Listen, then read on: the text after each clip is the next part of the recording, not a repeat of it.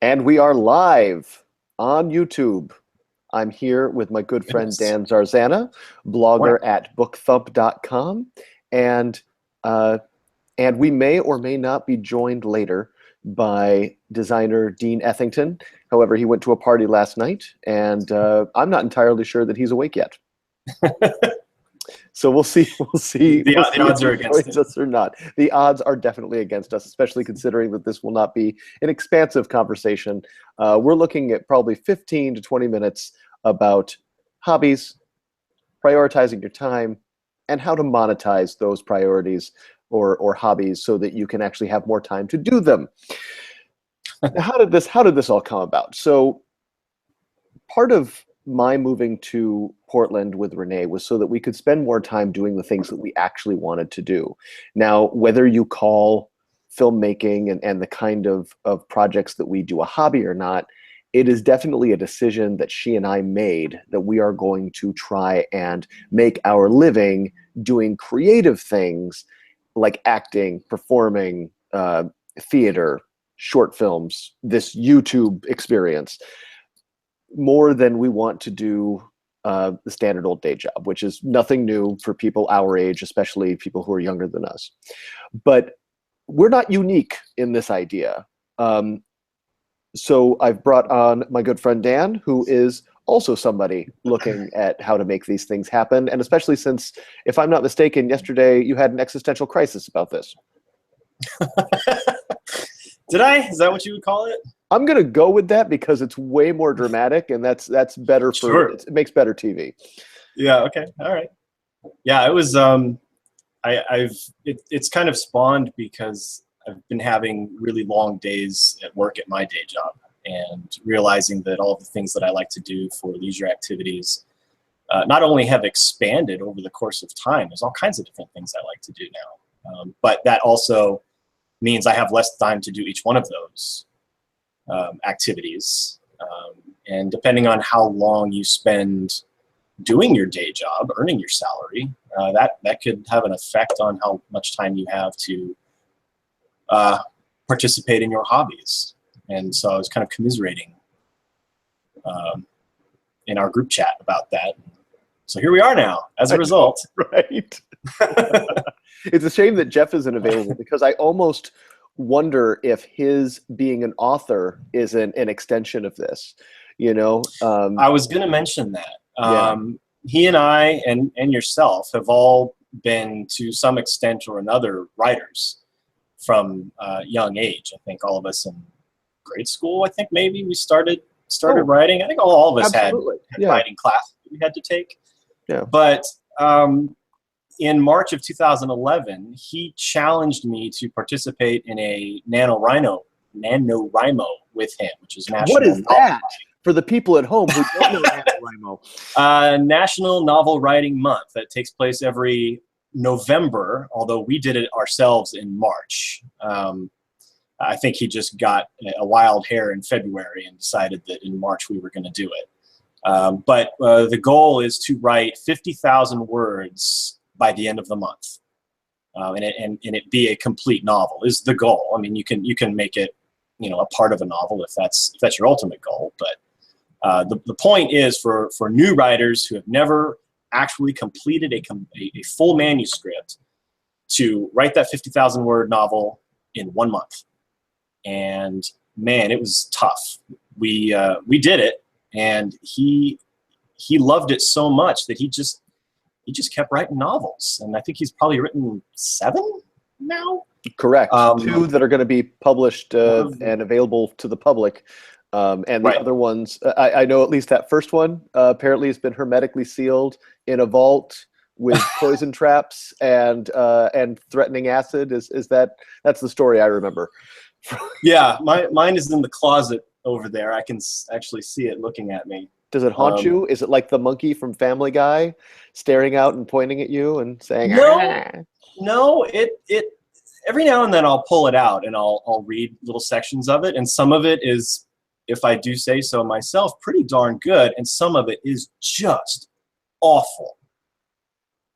When you're writing a novel, when you have to write 50,000 words within 1 month, a 30-day period, that's 1,600 words a day, which after a 10 to 12-hour workday is really difficult to do, especially if you are trying to follow an outline.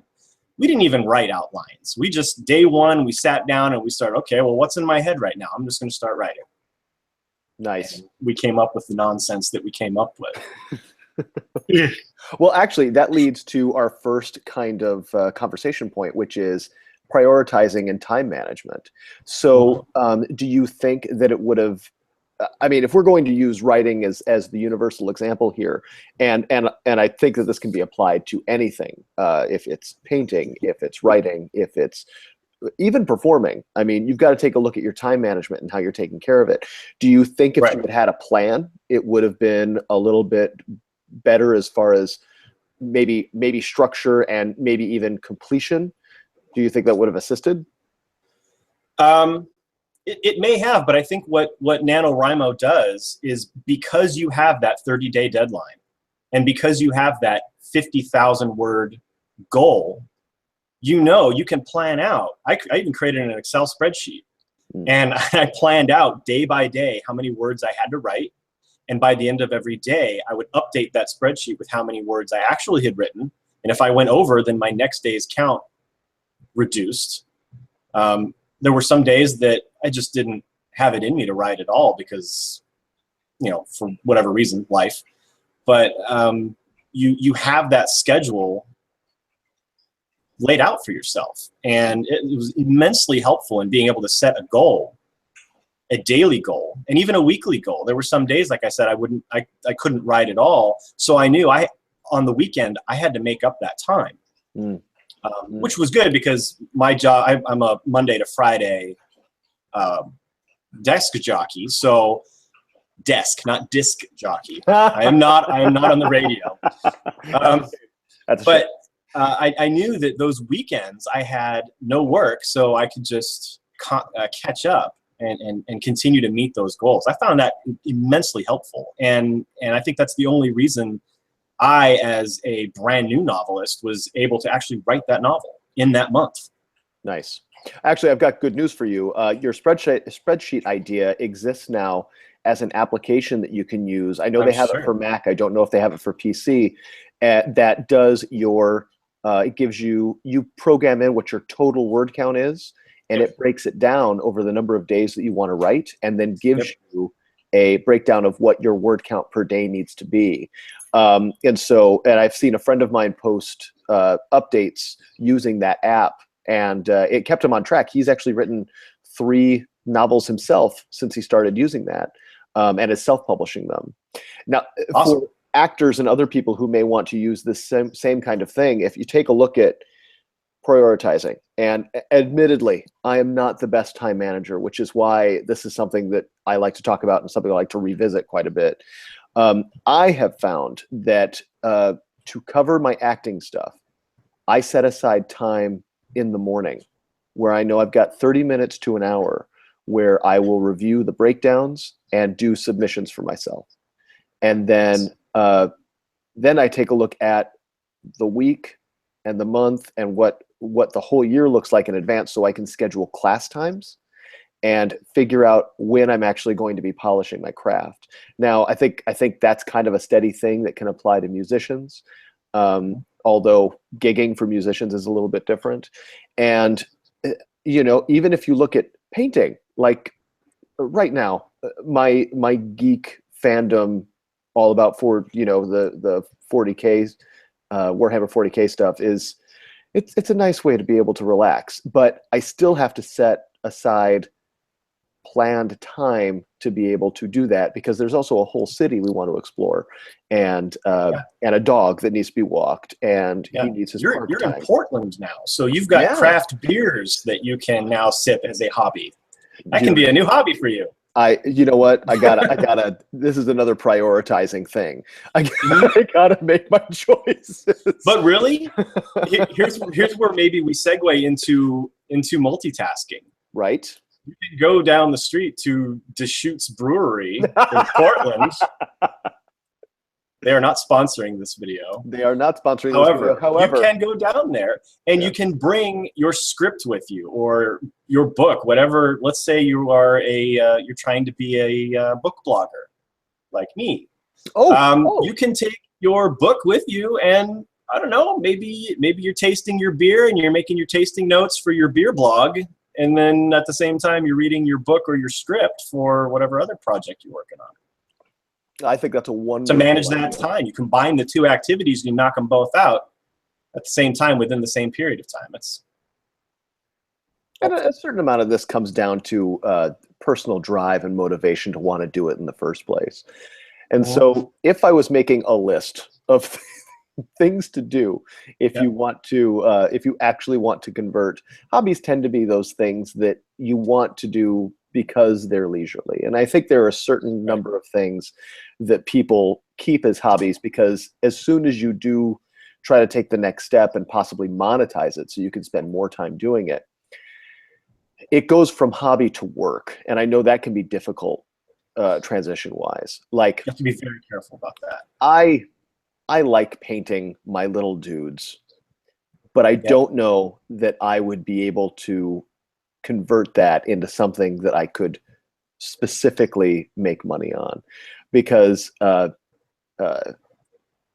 and just so people can see what it is that I'm talking about. What is Warhammer 40K so for Warhammer your viewers 40K, who don't know? Yeah, for many of them probably don't. I'm going to present this to everybody. Here we go. So here, what's on the screen right now are a series of images of some of my works in progress. So what is Warhammer 40,000? Warhammer 40,000 is a tabletop game that that you play with other people. It has rules, but basically it's army men with dice, and it takes place in the far future, and there are little soldiers, and these are some examples of those little soldiers, and it's a nice way to be able to spend some time and be able to relax for me. Now, this current guy that I'm showing you, he is a medic, and he is detailed as hell, and this particular back section is driving me nuts because he's modeled as a single piece, and so it's really tough to get into these little areas. By the way, can you see that little crosshatch?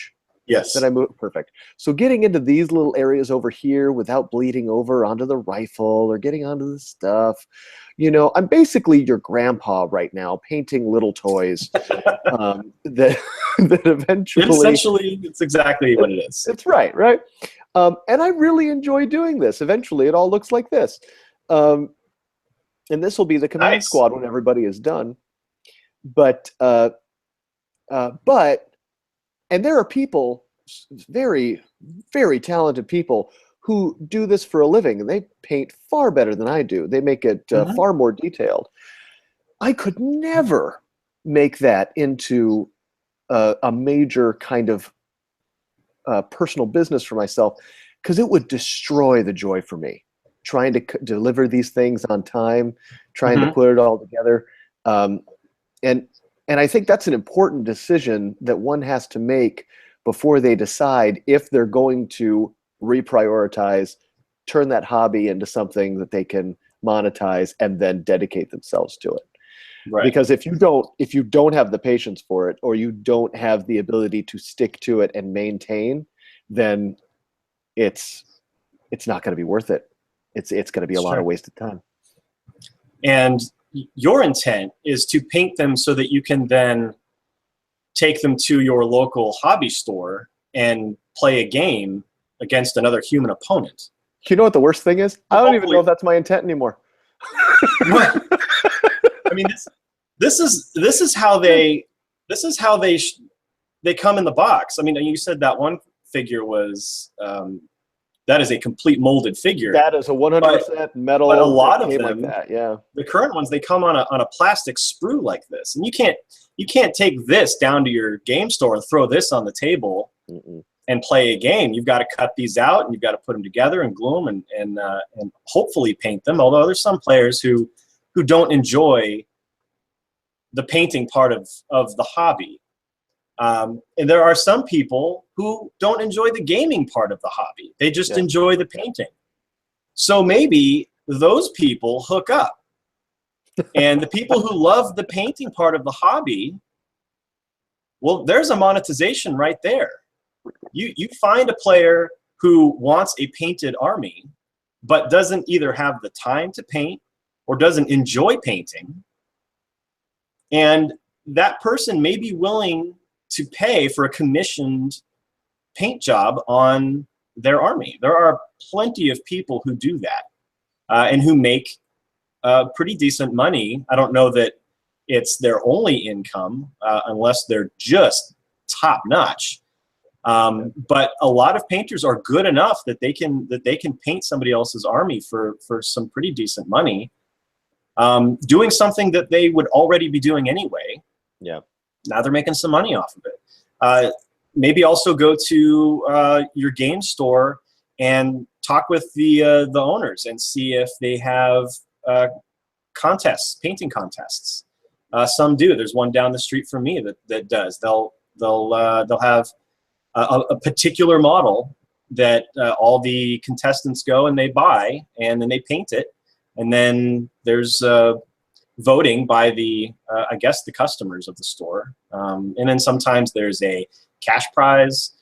Sometimes the prize is in like a gift certificate, or you get a free box set of something. Now that's not exactly lucrative monetization, but it's a way to continue your hobby and then get something in return. Yeah. And what about a cabinet? Some stores have a cabinet of commissioned works where I can, maybe take a big dragon model and I paint it up real nice, and I take it to the store and we agree upon a retail price for that model, part of which I receive if it sells. So that's another way to monetize something that you enjoy doing, like miniatures painting. And that's very specific. But I'll be honest, part of the reason why I wanted to start this was so we could discuss you in particular, Mr. Zarzana, your goals. And yes, and this isn't about me. You say that now, but we're starting to get viewers, and I'm going to open up the chat and and wanted to take a look at the possibilities here of maybe speaking to our folks and see if they have any suggestions or items they would like to bring up. Ooh, yeah, I'm trying to open up the code for this right now. So, where'd it go? Where'd it go? So is there some kind of, is there something that you need to prioritize to be able to bring your hobby or passion into a way that gets you away from whatever your day job is? Jeff and I have a project that isn't announced yet, but he and I are developing it currently.